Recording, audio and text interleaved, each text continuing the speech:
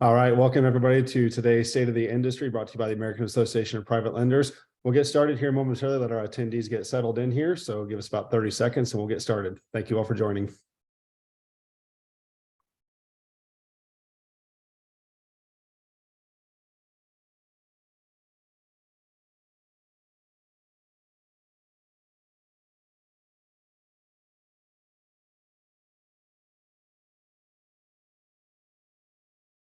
All right, good afternoon, everybody. Your eyes don't deceive you. You're in the right webinar. I know I'm not Kat Hungerford. I'm filling in for today. My name is Kurt Power. I'm the sales director for AAPL sister organization, Think Realty. So very happy and excited to be here today. Always look forward to these presentations. We have a really great panel coming up today with all things happening in our private lending industry. So quickly want to run through some key items here. Make sure you make your plans to be at the AAPL's 14th annual conference, Las Vegas, Caesars Palace, November 12th and 13th. This is going to be our biggest one ever and truly the biggest event in private lending in all of 2023. So please go to aaplconference.com, make your plans to attend. If you want to sponsor, we still do have sponsorships available. So give us a call, reach out to us. We're happy to help any way that we can. Quick housekeeping before we get started. I know a lot of people are going to have a lot of questions about today's topic, so please use the Q&A function instead of the chat. It helps us follow along a lot easier and make sure that our panelists get a chance to address the questions that you are asking. And then always make sure you attend live for the most up-to-date information. And then for post-webinar reach out to us at contact@aaplonline.com. I'm going to turn it over to our esteemed panel hosted by the one and only Nema Daghbandan with Gerasi Law Firm. Hopefully I didn't butcher your name, man. We were talking about that a little bit ago, but I always look forward to hearing from you, man. So take it away. Look forward to a great discussion today. Thank you, Kurt. I appreciate that. And thank you to everyone over at AAPL for giving us the opportunity here. And side note, Jeff in the pre-call here had the wherewithal to say as well, I just want to make sure everyone knows how to say my last name. And I was like, Jeff, just so we're clear, your last name is not the problem. All right. So any sensitivity you may have here is unmerited. Well, thank you everyone for joining us. Go ahead and get my screen shared here as well. All right. Perfect.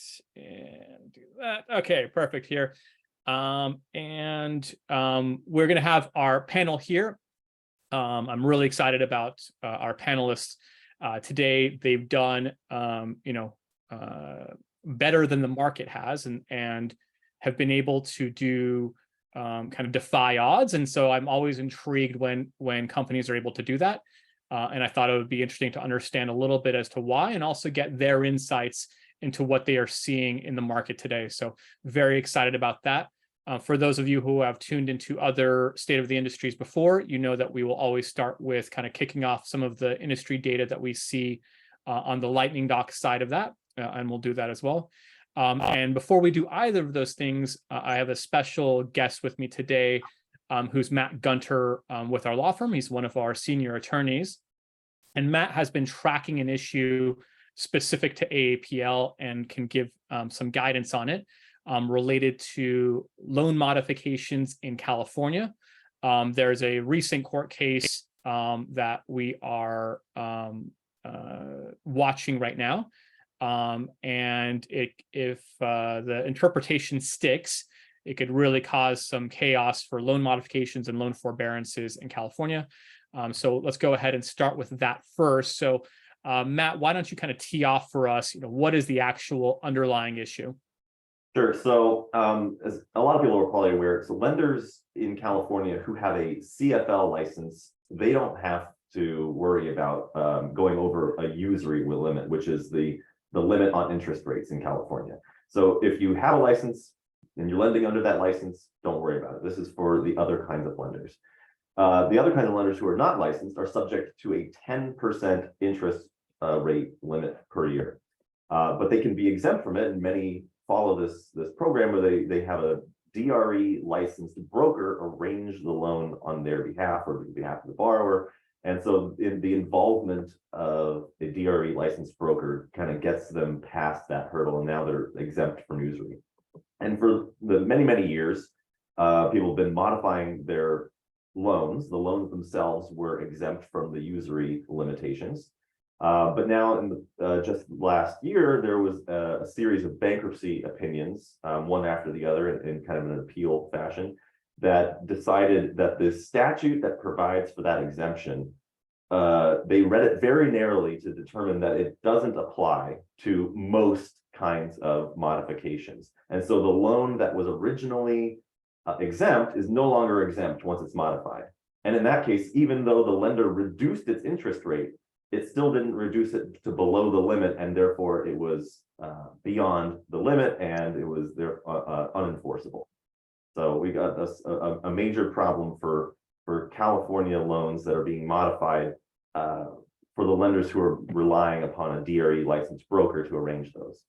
And so if I understand correctly, is you could have had a loan that was exempt from usury. So just using an example, a 12% interest rate loan, it was originated, there was a licensed broker involved who originated the loan, who brokered it to an unlicensed lender.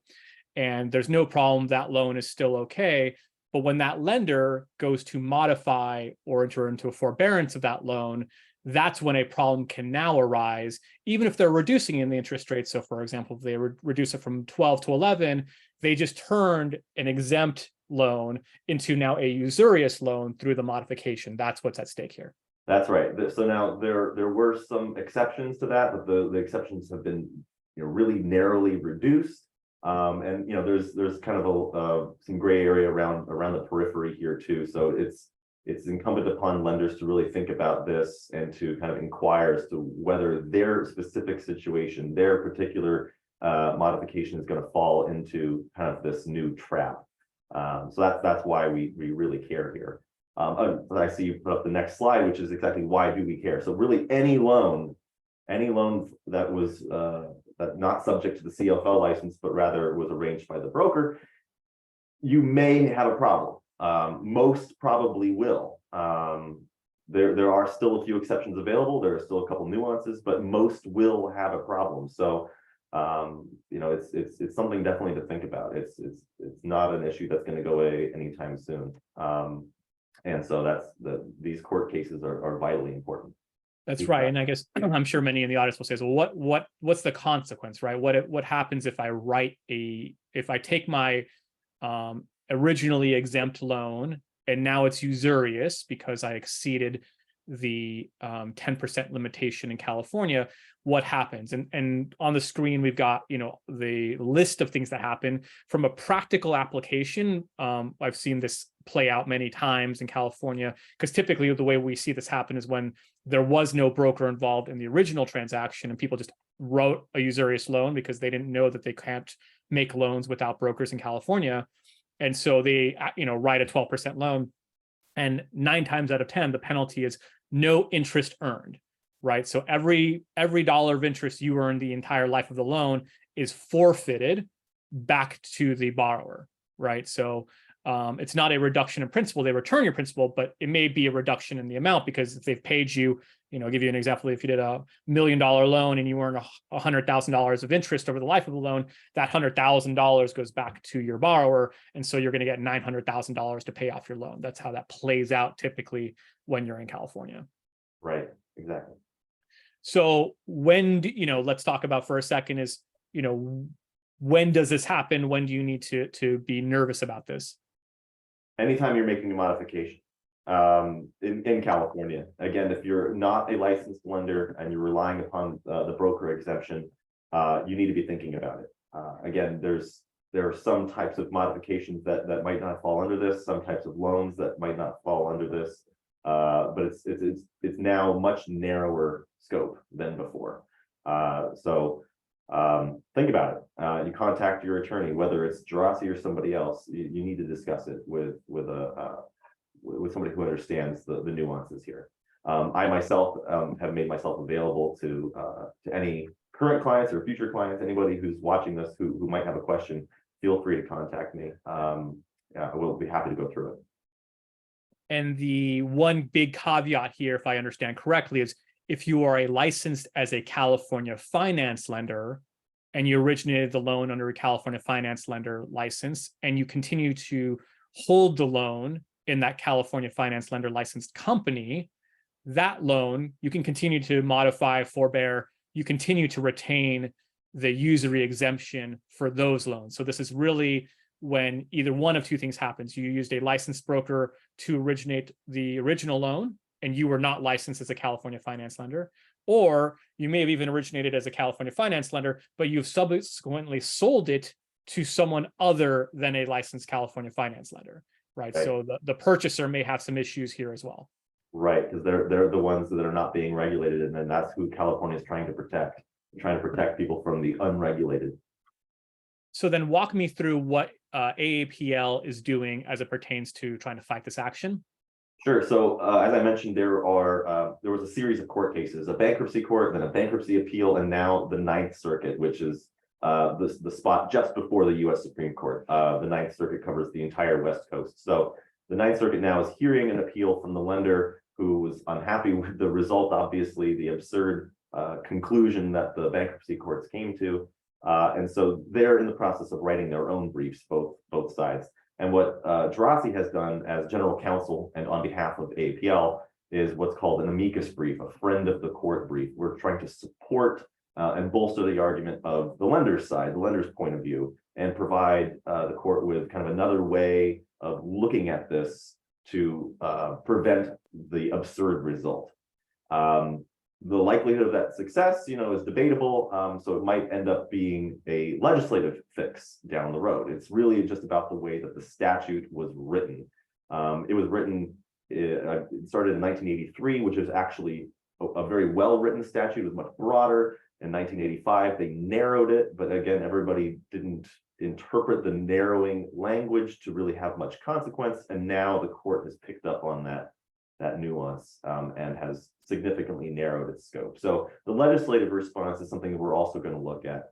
It just so happens that I, on behalf of Gerasi, represent Gerasi as the ex officio member of the Government Relations Committee for AAPL, and it just so happens we're also meeting tomorrow for the Government Relations Committee, and this will be one of our top priorities to discuss kind of a way forward, how we might want to approach this politically or legislatively. Yes, that's right. And if I understand correctly, and this is kind of the crazy part of this, which is that this law is almost 40 years old. It has not changed in the past 40 years. You have finally had a court that actually looked at the statutory language closely and said, well, the law says what the law says. I'm just here to enforce the law. You may all agree that it's crazy and should have never been written this way, but that's not my responsibility. Go back to your legislators and go for a fix rather than have me try to actually create a different interpretation of this law than what the statutory language says. That's right. There is a way out for the court. They can interpret it a little bit more broadly, but they are probably going to take the literal approach as the bankruptcy courts did. Right. And so that leaves kind of the last one, which is Matt already discussed here too, which is that you have a legislative process. We're participating in that legislative process, or sorry, you have a judicial process and we're participating in the judicial process. But at the end of the day is you do have a really poorly written statute. And so that's not the court's job to fix, that's the legislator's job to fix.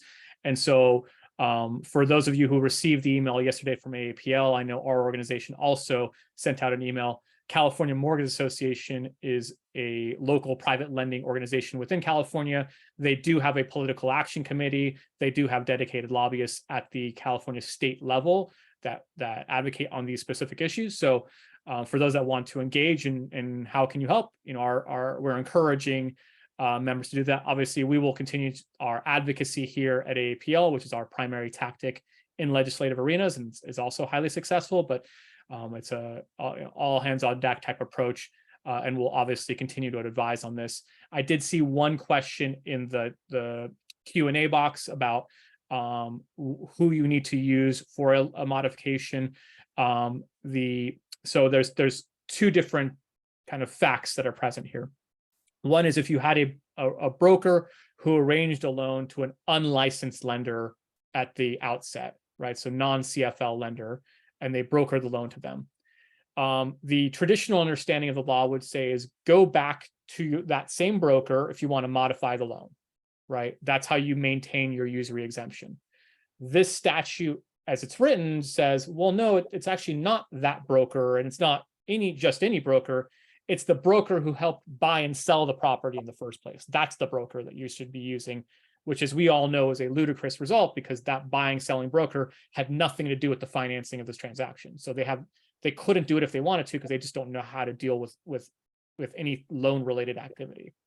But if you are licensed as a California finance lender, it didn't matter that the original loan was brought to you by a licensed broker. That's not why your loan is exempt from usury. If you are a California finance lender, your loan was exempt from usury then because you were licensed as a California finance lender, and your modifications and forbearances will continue to be exempt because you are a licensed California finance lender. So there's existing exemptions for California finance lenders that remain in place and are not addressed in this action. So thank you, Matt, for your participation. Thank you for putting together material. Like I said, if you go, most of you should have received an email yesterday with all of this in much greater detail, and we'll continue to report on it. But thank you very much, Matt, for getting us caught up to speed here. Thanks for having me. Bye. All right, and then we'll go ahead and jump into some of the industry trends and data as we see them. So the first thing here is some of the data that we're looking at. For those of you that don't know, Lightning Docs is our business purpose loan document generation platform. It's got about 150 users who use it on a monthly basis, and it generates close to about $1 billion a month of activity. And right now, closer to about 2,000 loans per month being generated through it. And so we'd like to take the data in the aggregate and kind of understand, well, what is the data showing us, and try to report that back out to add some value here. So what are we seeing in terms of volumes? And I'll give you a little bit of background as we touch each slide. So each slide here, when it shows you by volumes, I have to take out a little bit of noise meaning who are new users who sign up after a date. That might make it seem like the volumes are artificially being raised. So this chart here is saying if you were a user on the system as of January 1, 2023, what has happened with your volumes during this time period, right? So if you sign up on January 2nd or January 3rd or any time after January 1, I'm excluding your data entirely. And so when we're looking at bridge loans, and when I use the term bridge loan, I'm identifying it as a loan of duration of 36 months or less.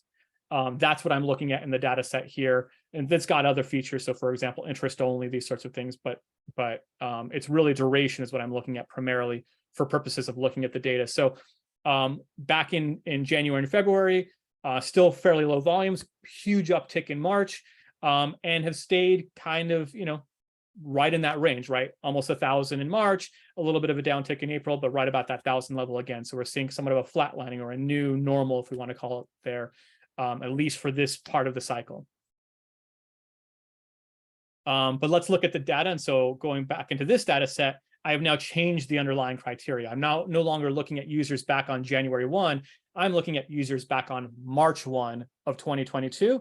So if you've any user who signed up after March 1 of 2022, I've excluded them from this data set, and I'm now tracking what's happening with them. So taking a wider lens of the industry. So many of you have heard, and for those who have gone to conferences and these sorts of things, you've probably heard that there was somewhat of a bottoming out looking at January, February. When you look at the aggregate loss from March, which is considered the peak for many, down to January, right? We have almost 50% loss in volumes on the bridge side of it. And then we're seeing some of that come back, right? So back up 43%. But when you look at the aggregate of March till May, we're still down 25%. I feel like that's probably a fairly common theme for many out there, even though it actually may not be for our panelists here today, but just tracking all the users at once here.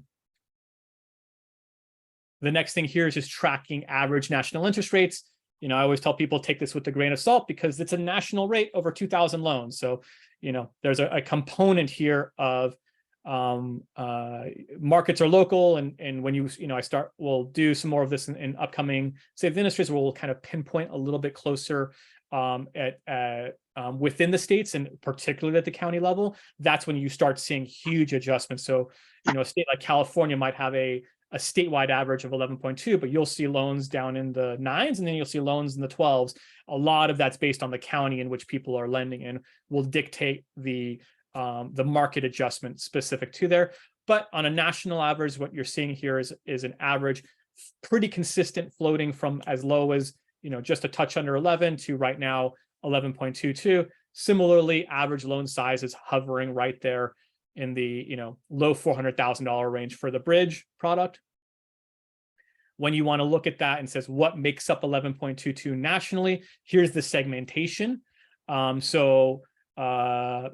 talked to many people who always say they're loan originators. They're saying that people are still very much lending out in the nines, and that may be true, but that is for 95% of loans not accurate, at least from what we're seeing within Lightning Docs. And so, the majority of loans are written within 11% above the decimal point. You've got an equal proportion here, right? Just under 25% with a 10% before the decimal point, or a 12%, and a decent number, 16% being written greater than 13.0 or above, right? So that's what you're seeing here being reflected. So almost 80% of loans being drawn up are between 10 and 12% currently, and that stayed pretty consistent. When you look at what are the outliers, right? So if you have a national average of 11.22%, where do you see that accelerated? And so we're still seeing Michigan, South Carolina, Texas, Tennessee, and Georgia, where people are getting slightly better rates of return when you look at 2023 in the aggregate. A question came in here: does this include points? It does not. This is just simply the interest rate on the note. This is exclusive of any sort of fees or points on the settlement statement. So then where are we seeing volumes? We are seeing the volume shifts and where is activity occurring, right? So this is 21, 22, and 23 so far this year. And you're seeing a little bit of movement up and down. And also we wanted to show us, what are you seeing in the average bridge interest rates in the month of May as it correlates to that state here, right? So, seeing, some states kind of closer to that 11.22% average, and some movement.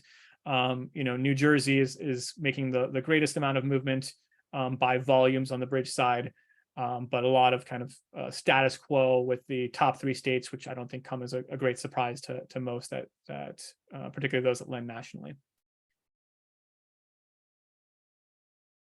So let's look at rental loan volumes and the DSCR product. So for me, a rental loan is a loan of duration of 30 years. So this is probably better described as DSCR rather than rental. Many of you will do a short-term bridge rental loan.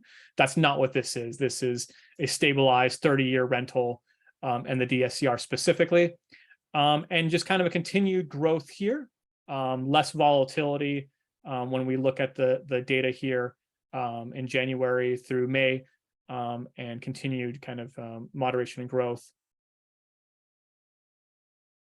When it comes to the average interest rate on the DSCR product, similarly, right, staying within a pretty tight range. It's gone down slightly in the month of May, right? It went down about 25 basis points in the month of May on average. And loan amounts are still floating somewhere between 250 to 300 when you look from January through May. And then when you similarly break that apart by where are people originating in the month of May, the vast majority, 61%, have an 8% below the interest or before the decimal point, with a sizable number still in the sevens, right? 27% in the sevens. And some people still able to originate at 9% or above for the month of and sorry, this should be May, not April. Sorry for the incorrect content there. And then where are we seeing volumes? So here, we're seeing some shifts in terms of where people are. Ohio is kind of trending up in terms of where we're seeing a decent amount of DSCR activity. Maryland also seeing a huge uptick in DSCR activity, and California continuing to reduce demand, which obviously makes sense based on our pricing out here. So that's what we're seeing in DSCR. All right, and so without further ado, let's go ahead and kick off our panel. Thank you for staying tuned in here so far. So the reason why I have our panelists here today was I just showed you a good amount of data here about what we're seeing on a nationwide trend, and they are both really kind of bucking it. And so I'm trying to understand, what did they do and what are they doing that's different, and why are they able to be a little bit higher. So before I do that, why don't I go ahead and let you guys introduce yourselves to the audience who may not know who you are. So Jeff, why don't I start with you? Why don't you let us know a little bit about yourself and the company? Sure. Yeah. So I'm Jeff Fechter. I co-founded HouseMax Funding in 2017. We're based in Austin, Texas. We've got about 50 folks in the States and then another 40 overseas that helps us with processing and underwriting and all of the procedures that we go through. Prior to starting HouseMax Funding, we had a company that flipped a couple thousand homes. And so we really come at it from a, for flippers, by flippers, and really look at the underwrite and say, does it make sense? And, does it fit our guidelines? And does it, is it going to go in securitization or sell or whatever? Then also look at it and say, is it a good deal? Is this a deal that we would do with our own capital if we were going to do the fix and flip or ground up construction? And I think that's helped us quite a bit. So that's who we are. Great. And Kevin?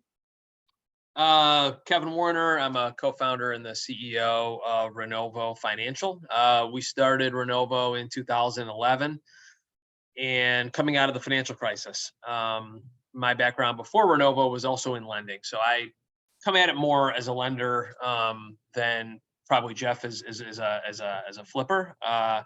But we've built a national business based though in select markets.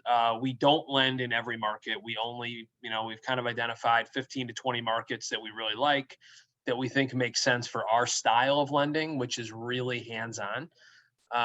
And we are really focused in those geographies. We offer kind of the full suite of products, in the space, ranging from single family to multifamily, and then rehab, ground up, and then the term, the 30-year rental products. And so, we had talked about a second ago some of the industry-wide data, right? So if you're looking at a decline roughly of about 25% on average for most lenders from March to May of this year, March of 2022 to May of this year. And for you, Kevin, that you're now at kind of surpassing those heights. What happened? Why are you, give me an understanding of how you're growing in what is an environment in which most people are still well below their highs? First of all, it's really hard to grow in this environment. And, I got to give credit to our team is working every team's working really hard. Most of it is focus, hardworking, and a consistent ability to fund. Admittedly, the biggest one is probably consistent ability to fund. And that's very hard to do.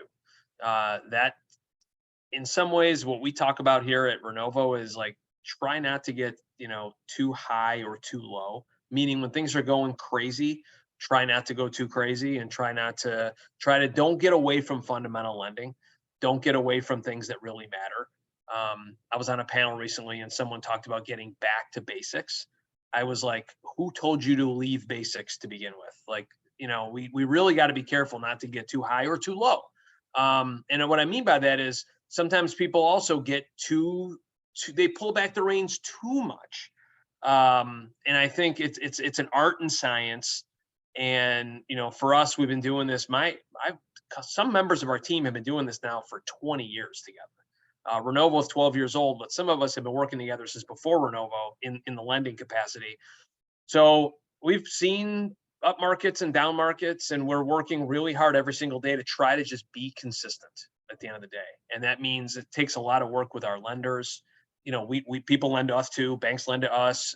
We also sell some of our loans. So it's dealing with people who buy loans, dealing with your banks where you're going to fund loans, trying really hard to keep consistent funding. That is way harder than it sounds.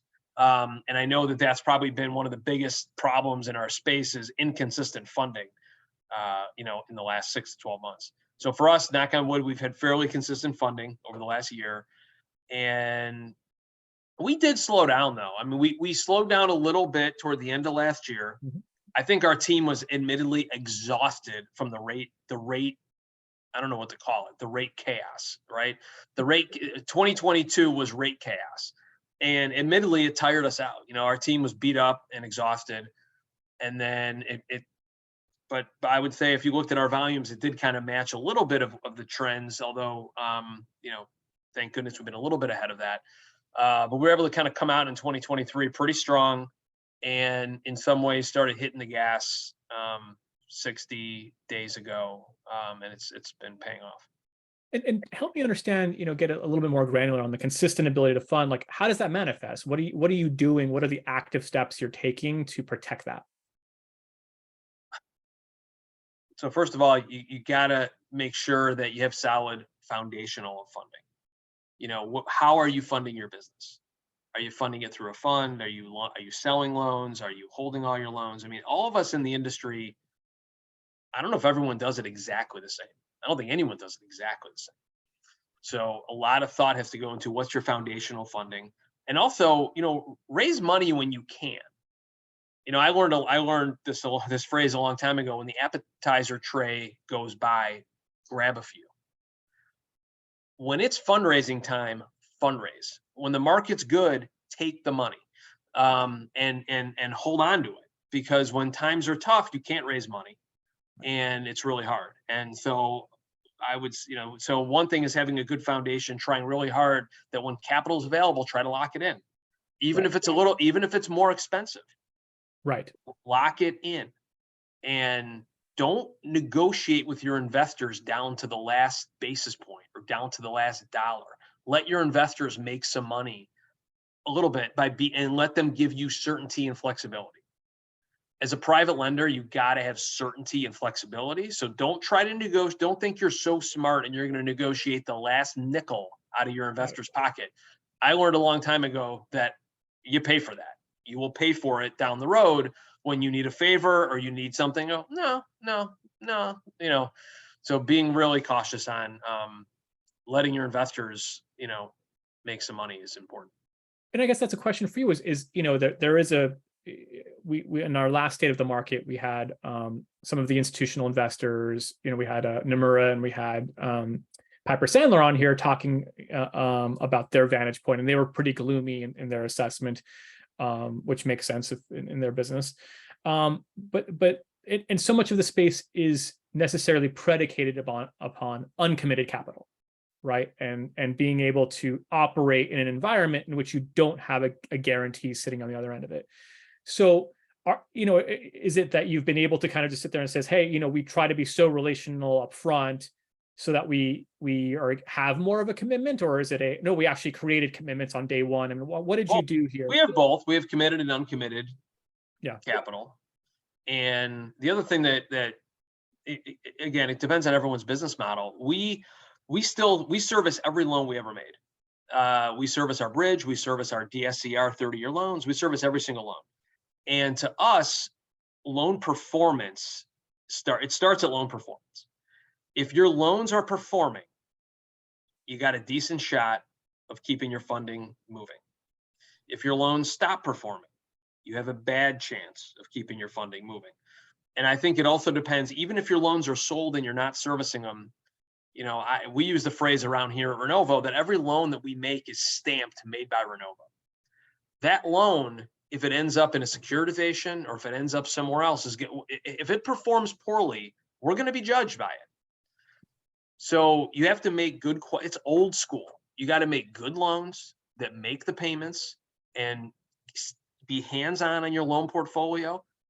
Because if your loans perform well, your investors have confidence to hopefully continue to fund your business. And when I say investors, it could be your banks, your Numoras, your credit facilities, your loan buyers. And I know that even the buyers, look, they turn on and off the spigot. And you can't blame them. Look, they're opportunistic. They're in, they're out. But if you're a really good counterparty and your loans perform really well, and you keep a great relationship, at least you got a better chance that if they're going to turn the last person off, it's you, right? You got to hope to God that you're the last one that they turn off. And I think if your loans are performing really well, you got a better shot. Let's talk about that for a second too, about loan performance. Have you noticed any trends that are worth spotting? I think that's always been the fear right now, the other shoe to drop, which is, do we have, an increased rate of default, delinquency, those sorts of things? What are you seeing on the loan performance side? Yeah, we're seeing some interesting things. So first of all, delinquencies are kind of in line still. I mean, we're nervous about it. We're getting some NSFs a lot more than we used to, which is the draw. You go pull the payment and it doesn't go through. But our delinquency rate still is within a low band. It's less than 1% right now. But the troublesome data is when you're, all of us, if we're servicing and you're tracking your loan performance, you're going to watch what is the sale price versus your appraisal value. And there's some noise in there that's a little troublesome. Now it's very market specific.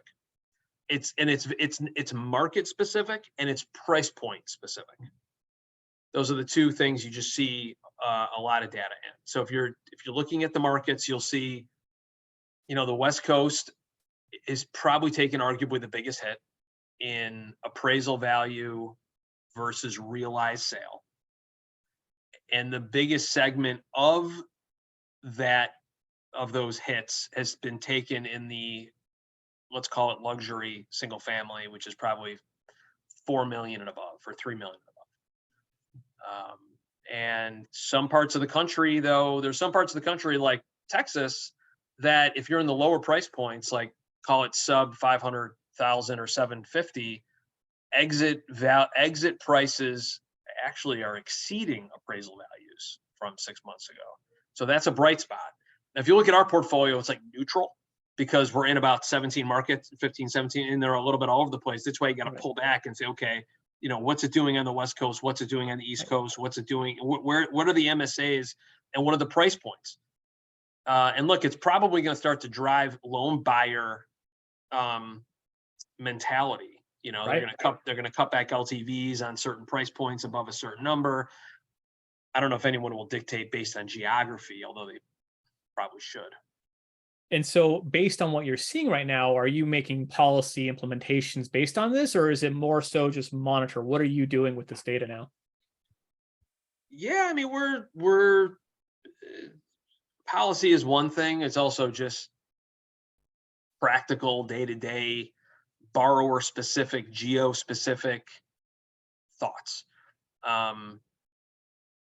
I don't know how, I don't want to take up this whole packet. I could talk in great detail for a while, but I mean, yeah, the answer is so as a team, we meet every month and we go through our whole portfolio pretty much every month. And our chief credit officer is going to run us through all these stats.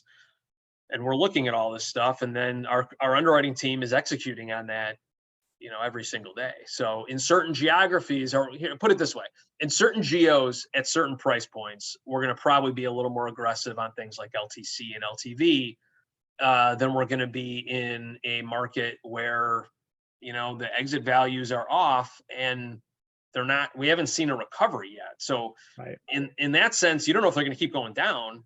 And so you want to be a little more conservative there. Also borrower quality. I mean, look, if borrower quality is really high, if you got a really good guarantee, thank goodness, the good thing is on the West Coast, borrower quality has been really high. Right. So it hasn't necessarily resulted in losses, but it is overall credit risk management of understanding that, when we really thought we were at 75 LTV, honestly, we were probably closer to 83 LTV for a while. Right. Right. No, fascinating. Kevin, I could probably spend an hour and we could probably keep doing this for forever. That was I got till 3. Yeah, I got a while. I want Jeff to talk though. Listen, I enjoy listening to you. We're doing a lot of the same things, but no, I agree with a lot of what you said. So thanks for sharing. And Jeff, put you in the hot seat for a second here. So I mean, kind of similarly is what are you attributing? You've been able to really stay strong this second half of the year, and what's happening? Why, what are you attributing your success to right now?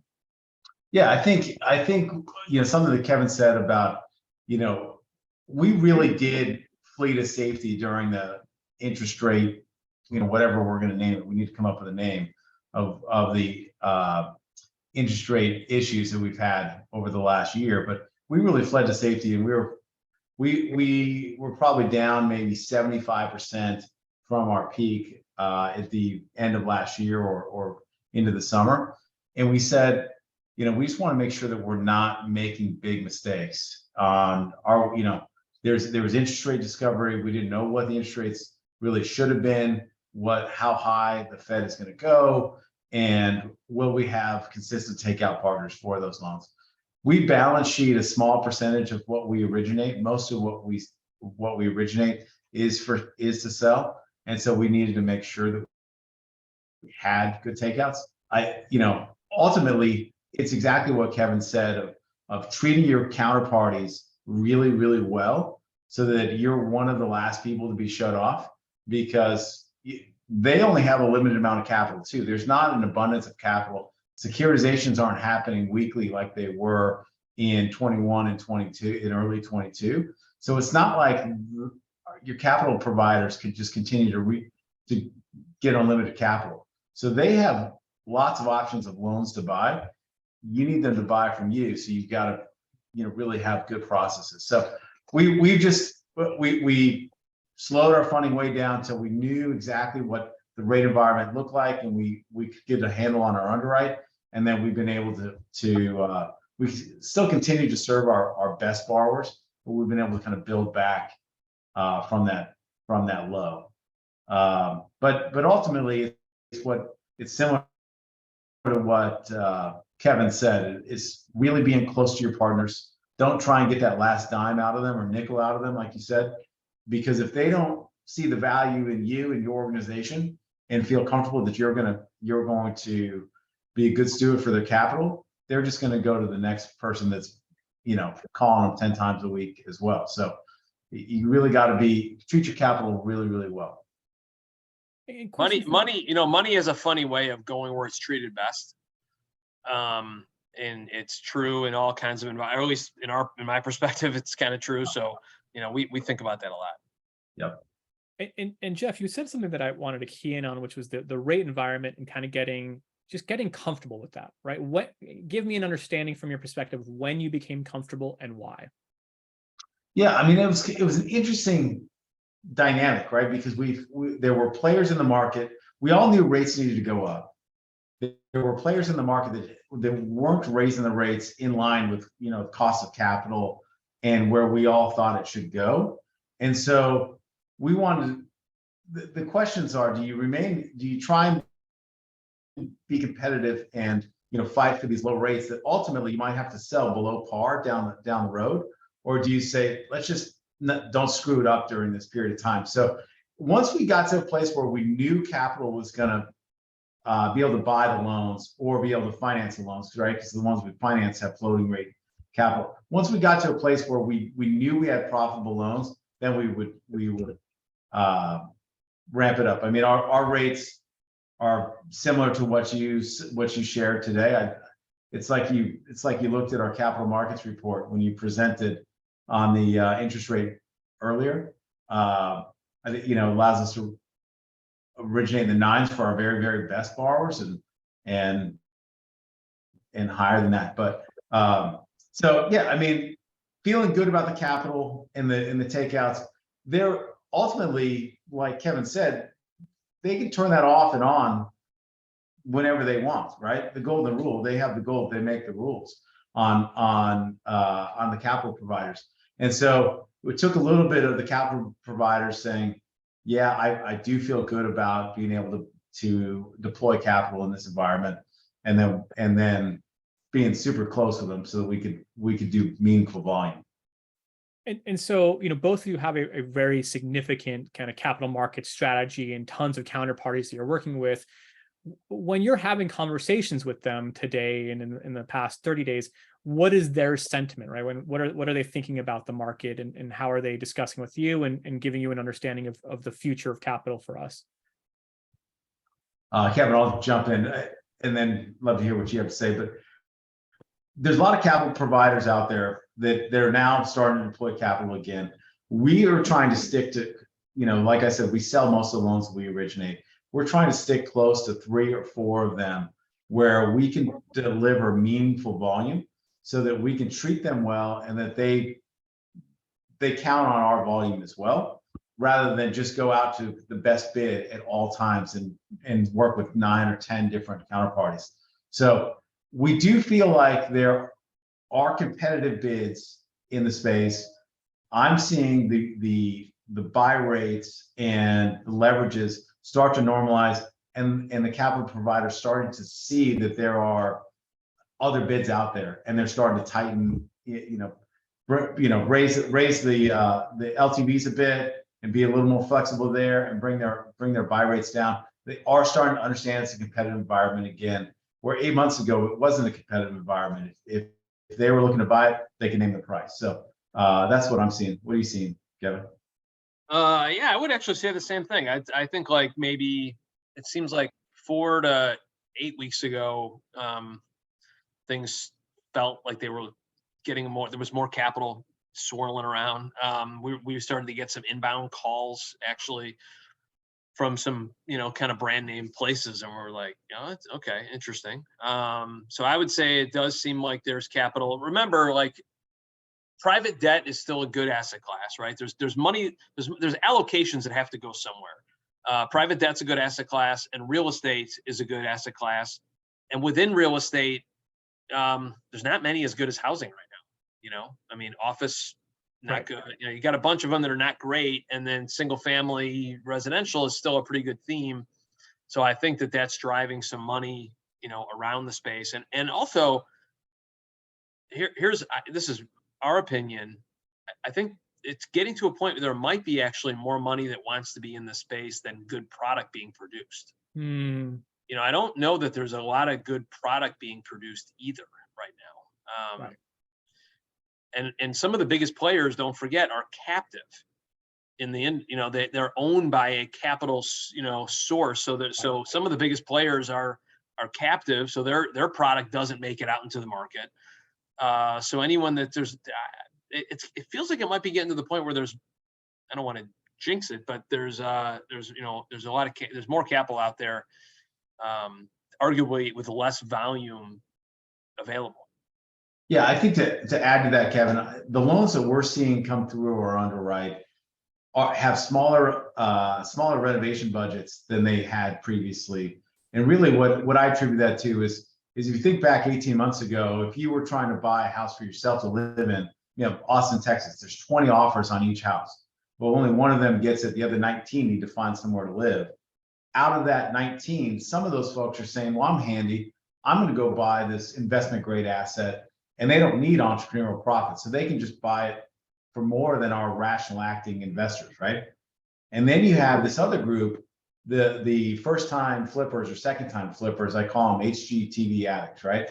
Those folks want to get into the business, and they don't, I hear all the time, I'm sure Kevin, you do too. They say, well, I don't even care if I have to make that much profit on my first sale. I just want to learn. Well, that's a bad idea. But ultimately, that group is willing to pay more than our rational acting investors. Well, today, and so then it made it really hard back then for those rational acting professional investors to get the regular flips. And so they were doing ground up construction and big value add projects. And so we were able to get a lot more dollars out the door. Today, retail folks can go buy retail ready homes. They're not in our buyer pool.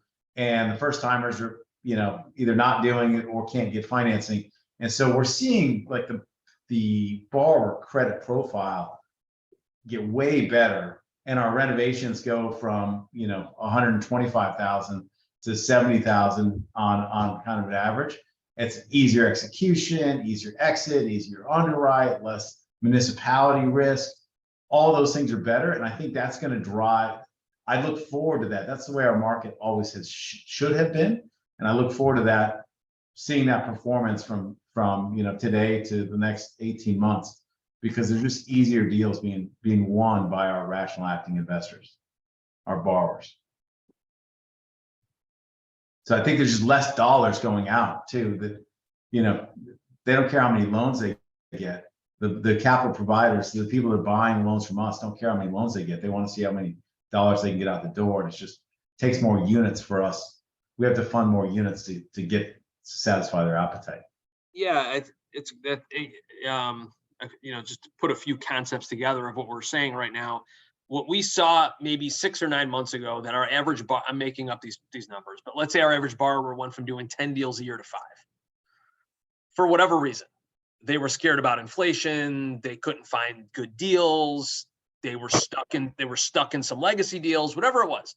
It seemed like the average borrower went from 10 to 5. So what we started saying to ourselves is same store sales are down.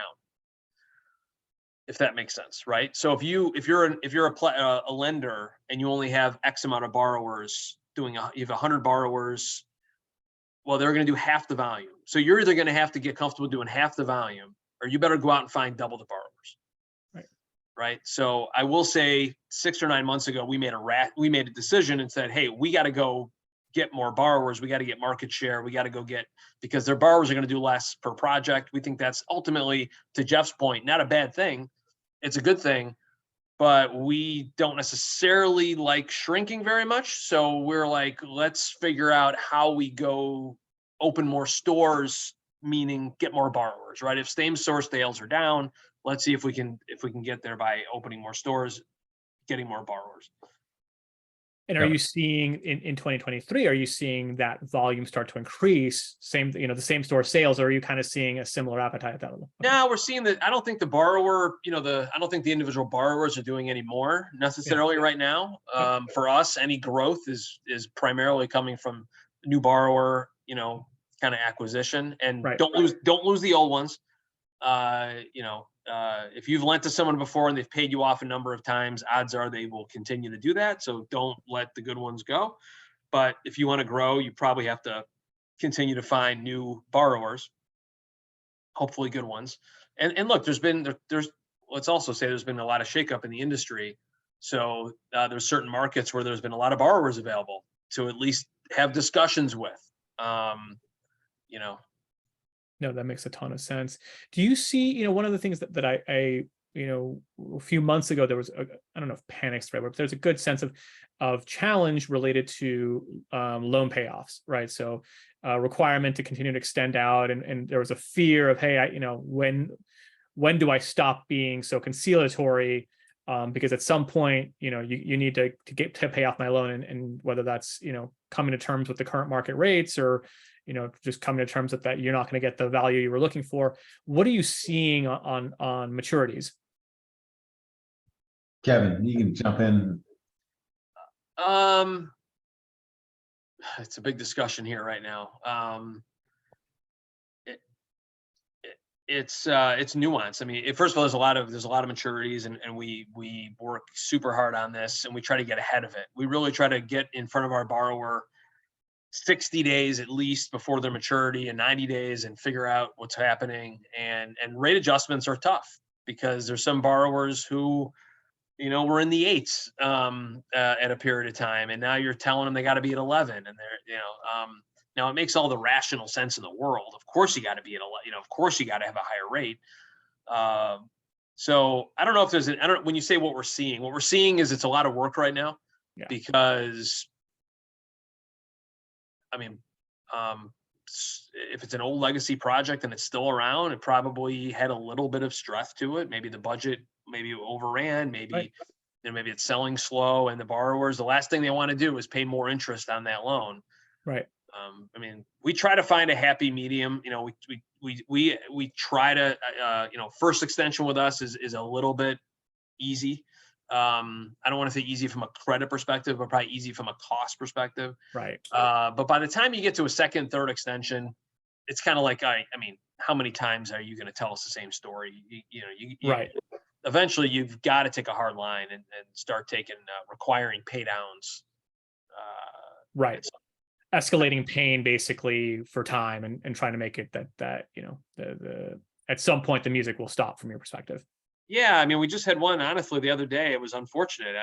And this is an example of an inexperienced borrower. We had an inexperienced borrower who looked great on paper, but they were a little young, and they had a lot of good deals that they did in the past. And then they hit a snag. They had a title issue that they couldn't figure out how to get around. And they had a couple contracts fall apart. and they called us up and said, we're sending you the keys. We're like, we're sending them back. Like, we're not taking the keys. This is your project. Oh no, we're done. They probably saw it on HD. I don't know. They read somewhere that you just call the lender and tell them you're sending the keys. And so, and the real unfortunate part of this deal is, I found out about it after the fact, and we kind of had a meeting to discuss this situation because it interrupted some other issues in this particular situation. And the unfortunate thing is the title issue was only like 3 or 4 months away from being fixed. Number one. Number two, this particular borrower was really good at raising money, and they raised a bunch of equity to buy their properties and whatnot. And the rational, smart thing to do was to go raise some money and pay us off. Instead, what they chose to do is they called our bluff, and we're in default now. We're foreclosing on them. There's 3 guarantors with good credit scores and good incomes that are going to all get a judgment. We're never going to not collect from them. We will absolutely collect from them over time. And it was just an amateur thing when all they had to do, remember that thing earlier about treating your investors nice? Or, Yeah. They like, and we actually tried to talk them out of their stance, and they just were totally convinced that they read in some book that they should tell their lender to go fuck them, go F them. And here are the keys. I don't know what else to do, so I don't know. That's an example. You asked about maturities. There's a now, if you're a rehabber or developer who's been doing this for 20 years or 30 years and you have a good track record, don't do that. Work it out with the lender, try to meet with them, talk to them, try your hardest to work it out. It's way cheaper to work it out than tell your lender to pound salt. Right. Yeah. No, that makes sense. And looking over at the time right now, and we're running to an end here. I want to thank everybody. Thank you so much, Kevin and Jeff, for your time here today. This was a really insightful conversation, and I'm sure the audience got a ton of value out of it. Friendly reminder that for all the participants that we send out the video 2 weeks after this gets recorded. So in a couple of weeks, this will be available on AAPL's website for those who want to watch it or want to share it after the fact.